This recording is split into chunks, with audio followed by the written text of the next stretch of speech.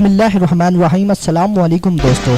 Chairman नैब की शरीफ बरादरान और चौधरी बरादरान के खिलाफ केसेस निपटाने के लिए 31 मई की डेडलाइन जारी कर दी।